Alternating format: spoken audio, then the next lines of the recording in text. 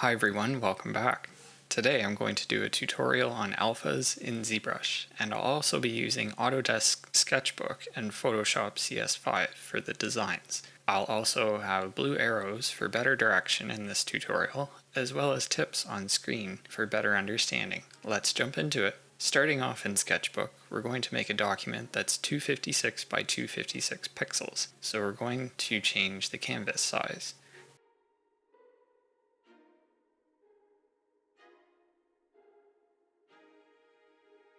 Next, we're going to turn on symmetry and steady stroke. This is good for creating shapes that are perfectly symmetrical and also allows for a lazy mouse style similar to what we have in Zbrush for sturdier designs. Draw out a basic shape and then one select inside the shape.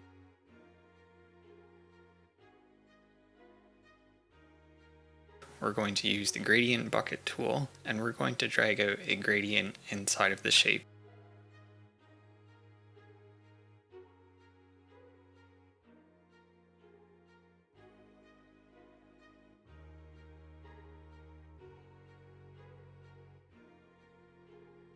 Invert the selection if you wish to get rid of the border. I do this because when we're creating alphas for Zbrush, it reads black as the lowest point and white as the highest point. Picture a mountain elevation diagram for a moment.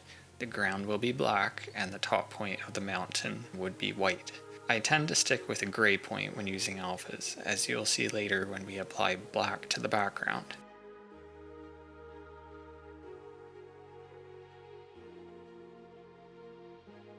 We're going to duplicate this shape twice, so now we have 3, and we're going to move the layers so that the bottom one is on top of the middle shape, and then the top one is hidden under the middle one. This creates a scale effect we'll see in a moment in Zbrush.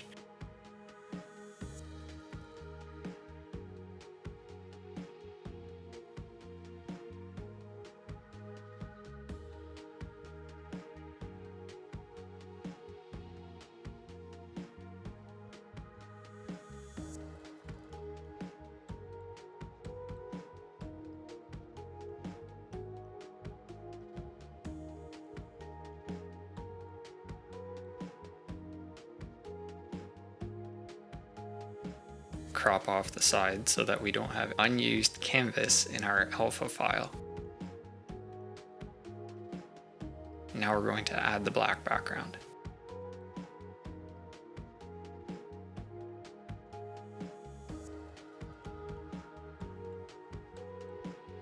Save this as a JPEG. You will get a warning about the layers being merged. This is fine. If you want, you can also save a PSD file as a backup to work with later on. Open Zbrush and import the alpha on the bottom palette. I'm not showing the dialog screens here, but you can just open the file and it should appear at the bottom here. Jumping into all the settings, I've listed them here on the left for easier reading. This is what I'll be applying to each menu that's listed. You'll also want to make sure your stroke is set to freehand for this example. I've created a basic sphere with several subdivision levels so we can apply this alpha to it. You'll also get a smoother result at a higher subdivision level than you will, say, with only 40,000 points on your shape. Alphas are a great way to add texture and detail to your designs, and you can also just use basic alphas that don't roll. I'll be showing this later.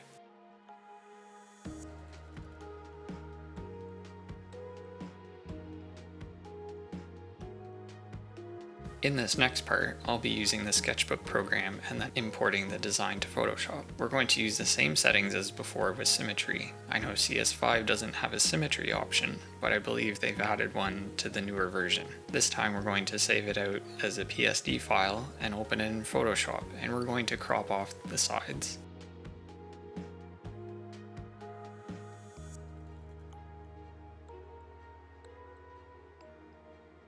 We're going to use the magic wand tool and select the inside shape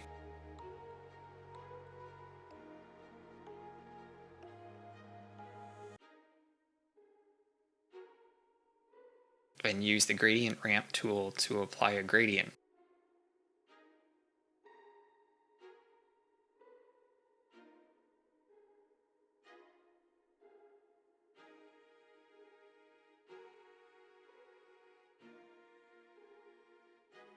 invert and remove the black border of the shape, and just fixing up the crop.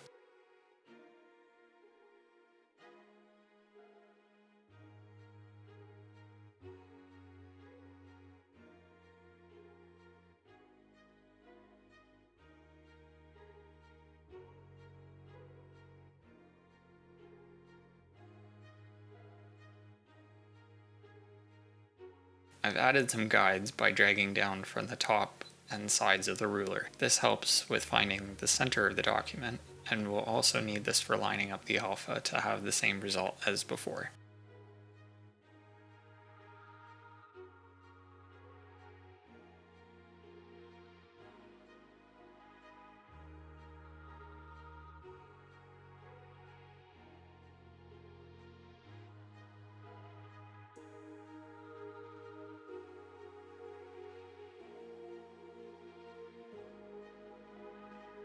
Import the alpha again to Zbrush and adjust the settings to your liking. There's many different ways and methods to make your alphas work for you. This is just one of them. You can spend all day customizing to your liking.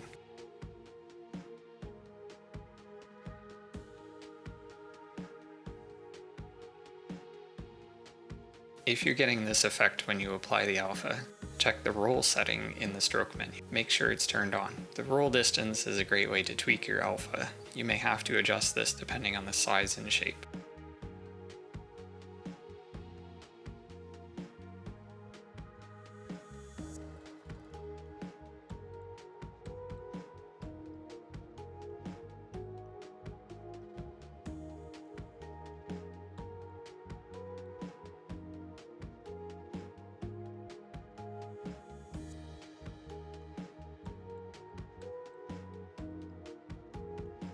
The depth and bed option allows you to tweak how low or high on the surface you want your alpha to be. Remember that the alpha has different levels of height. We can also adjust the Z intensity to tweak the height as well.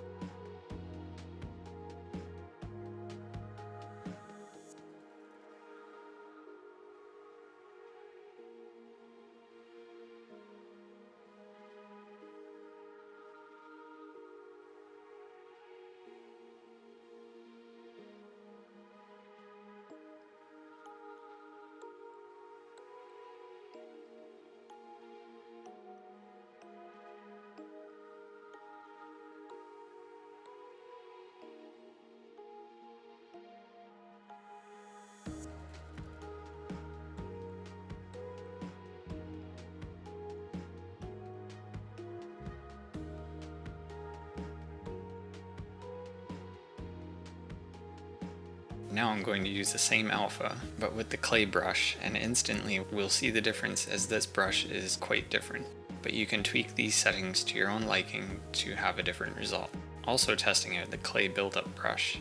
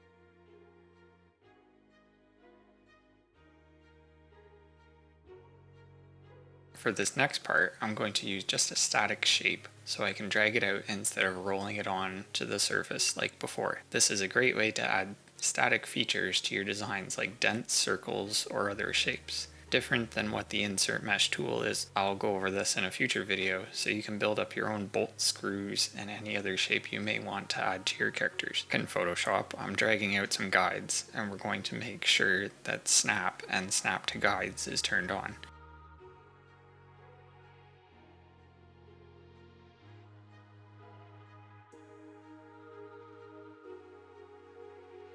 Choosing a circle for this tutorial, we're going to left click in the middle point of the guides and hold down Shift and Alt if you're using a PC to draw out a perfect circle.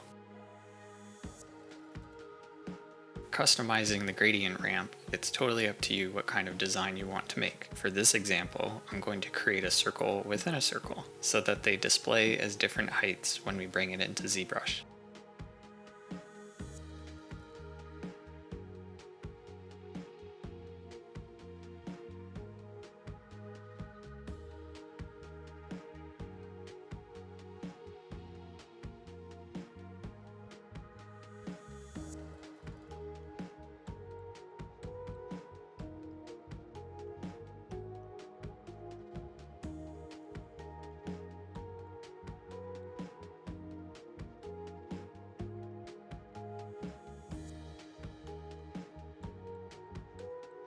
Save it as a JPEG.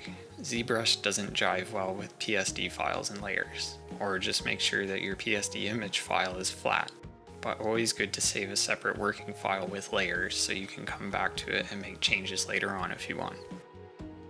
Importing the alpha and then choosing drag wrap for the method of placement.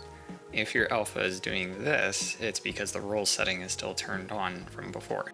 So go ahead and switch back to a different stroke and turn the roll option off.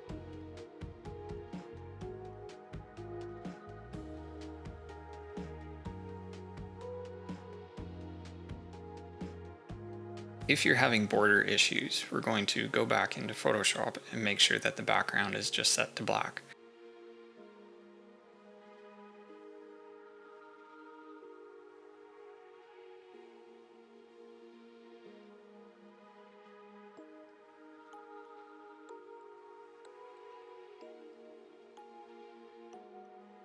Now you can see on the alpha preview, we just have a transparent background and the two circles.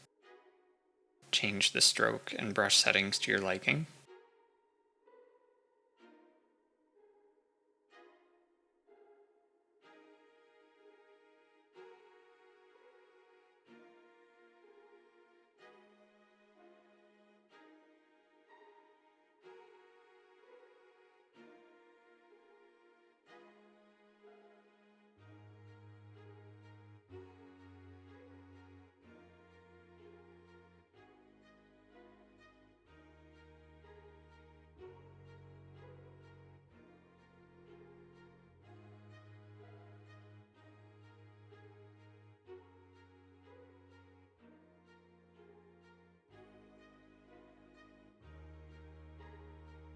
I also went back into Photoshop just to get a smoother edge on the inner circle. I used a basic blur, as you see here. If you get this warning, it's telling you that your shape object will be converted to a rasterized layer. If you want, you can keep the original shape from before by duplicating it and hiding it if you want to come back and edit it later.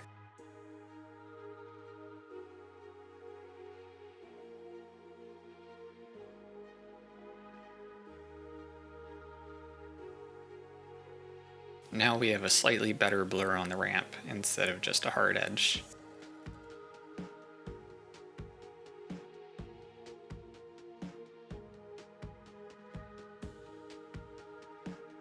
In this next alpha, I'm going to make just a circle with a white point on the ramp so that it appears higher than before when it was just a gray color on the gradient.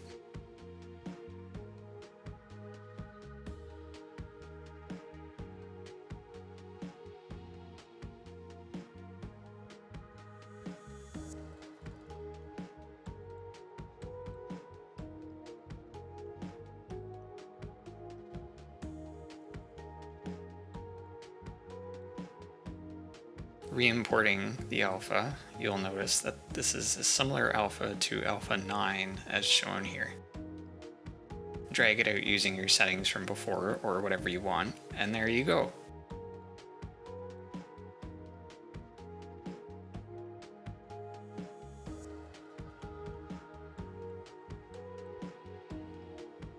While I hope everyone enjoyed this tutorial, please remember to like, share, and subscribe for more fun tutorials and 3D designs. Thanks for watching. Bye for now.